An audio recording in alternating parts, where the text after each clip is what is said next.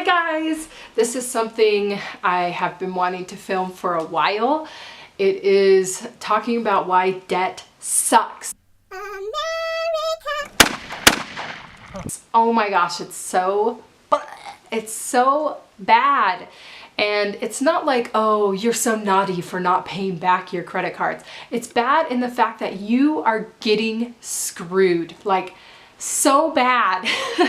And what's worse is they did a study on the average national debt in 2016, and they saw that the average household has about $5,700 in credit card debt, but the lowest net worth, aka the poorest people, had on average $10,000, double the debt, the credit card debt. So what does that tell you?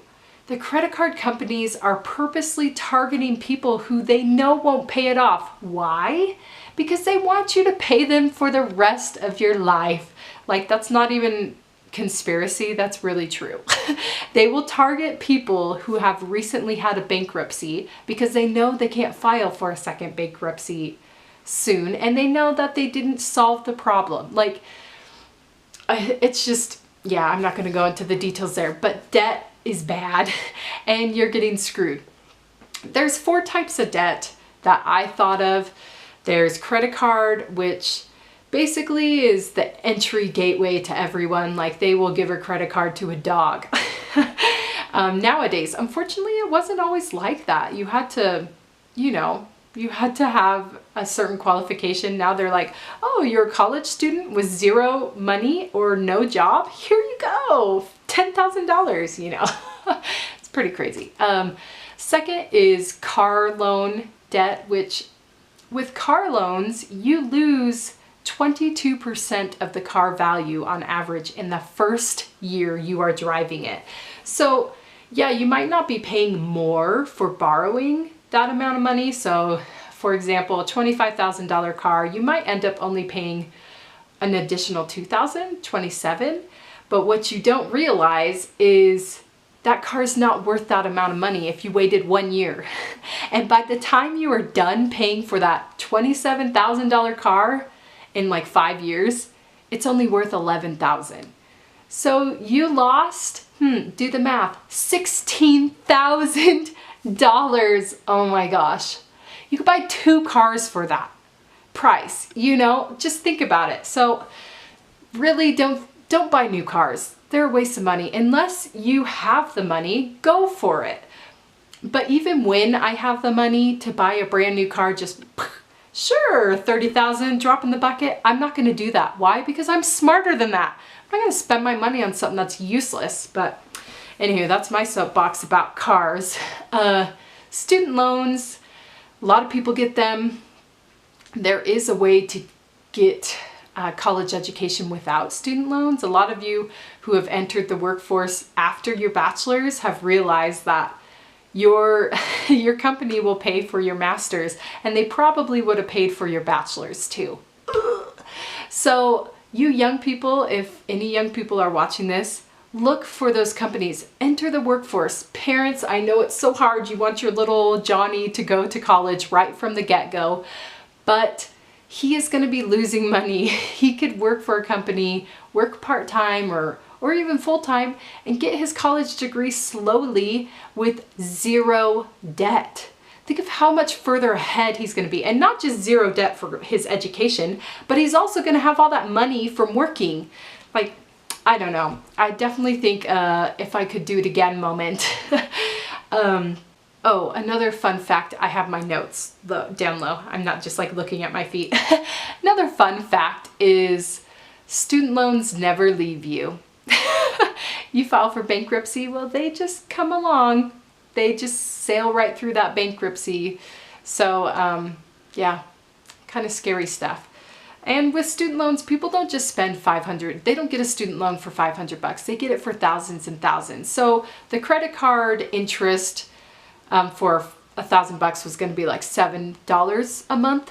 Well, times that by 10, and $70 a month for your interest on your student loan for your $10,000, or some people have $40,000 plus blah blah. Think about that. $70 a month times 12 It's about $840. My math is correct.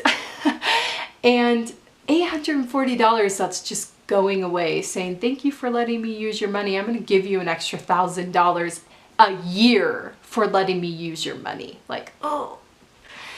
And then the last one, a lot of people don't think about this as debt. That's why I have problems saying I own 2 homes, because I don't own them. I am borrowing money from the bank to pay for these homes, and I plan on paying for them very quickly, but I still don't own them. I am paying the bank a lot of money for letting me borrow their money to live in these homes or have them. For example, I have my brand new statement that I had for this house that we just financed, and we're financing $260,000 for this house. Ugh, it's a lot of money. And it's not my preferred amount of money, but whatevs. So to borrow $260,000, guess how much we get to pay the bank for saying thank you for letting us borrow this money? Oh, only $207,000. That's almost the same amount as this house. Like, this is the same. Think about the car thing. Like, I could buy 2 houses for that price. Like, seriously, if I take the entire length of this home loan, this mortgage, to pay this mortgage off, I will pay $473,000 for a house that is worth $260,000. No way, no way, no way I'm taking the length of this loan to pay off this house. Are you kidding me? That is nuts. I mean, what could you do with $207,000? Think. What if you invested that? Then the bank would be paying you for using your money, or whoever, whatever stock company. Here's a fun fact. On a 30-year mortgage, with our numbers, we will be paying more interest per year versus towards the principal amount until we are 14 years into the mortgage payment, the loan. 14 years we're paying more towards the bank. Like, they make sure they get their money back first. Or not money back, it's actually not even money. They make sure they get their additional money for loaning you first before they get their money back. Like, so hopefully that inspired you to realize how much money you are losing by borrowing money. If there is any way you can wait and save, you know, like, use discretion, then do it. Like, that's the way to do it. Be a big kid and wait. There's actually a YouTuber called The Former Mrs. Jones, and she shared her story of paying for a new family van for like $13,000, I think, and they paid for it in cash. And the way that they went about getting that van is so different than most people do when they plan on financing. Why? Because they were going to see that $13,000 leave their account, and they valued that money more. Whereas when we finance it, we're like, oh, it's only $300 a month. I can do it. Like, we don't think about all of that money that we're losing. We just see the small amount. And of course they do that on purpose. But okay, so there are a couple of ways we have used in our family to save money. We have paid for 3 cars since we've been married. 3 full cars. We have paid for a lot of toys, unfortunately. We were young and dumb, but we paid for them in cash, so I don't even know how many guns we bought. Probably like 10. Bought a lot of jewelry, a lot of fun things, but we paid for it in cash. We paid off my student loans. Actually, I only had $4,000 in student loans, but still, I wanted that baby gone. We paid for a child. We paid on average $10,000 a year in medical expenses because my husband's a diabetic and our insurance sucks. Thanks, Obama. I won't get into that. Oh gosh. shouldn't even have said that. No. And then we also have paid, when we bought our duplex, there was an entire problem. The plumbing was not routed from the shower, and so we had to tear out the entire plumbing line of our basement, drill to the line, replace it, replace our entire bathroom and like the hallway. And so there's another $10,000 that we paid for in cash, and we're paying for our current renovation of our home in cash. Okay, so the first one is Addison's lunches.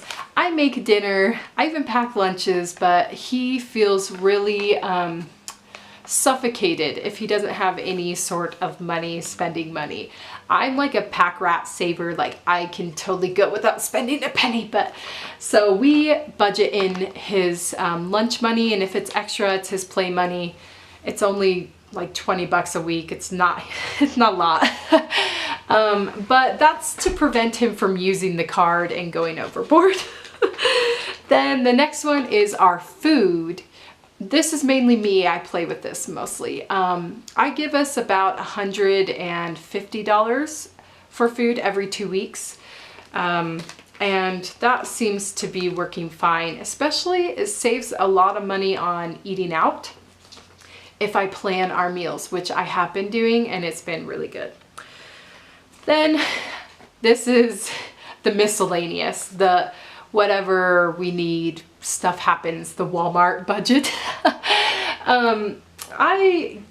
Originally I gave us like $200 for 2 weeks, but honestly, $100 is plenty for 2 weeks for us.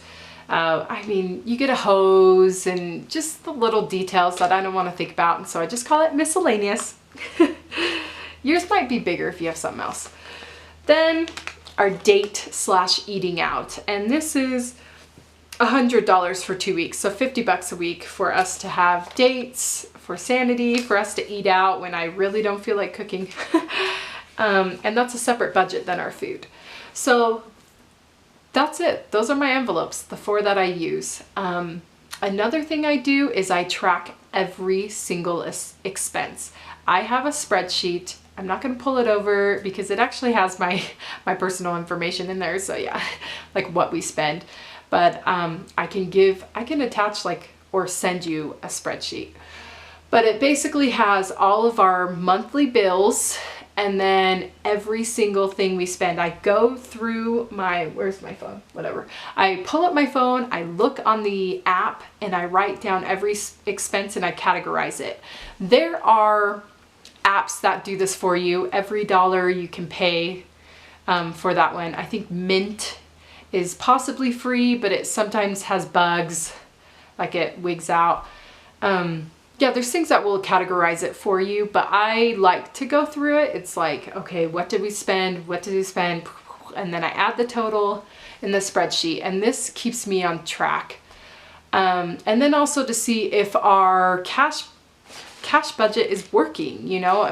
I found out that Addison was spending a little more money on his lunches and using the card, so I was like, maybe I should bump up your weekly food budget, because he went from working 4 days a week to 6 days a week. So I guess it makes sense that he's going to eat a little more. So that is my why debt sucks, and here's how you can do it plan. Look up Dave Ramsey's YouTube channel. He's got hours and hours of videos that will inspire you. He speaks every day. He has a daily YouTube live radio station. There are lots of other YouTubers that talk about this, and feel free to ask me questions because I got you. Talk to you next week. Bye.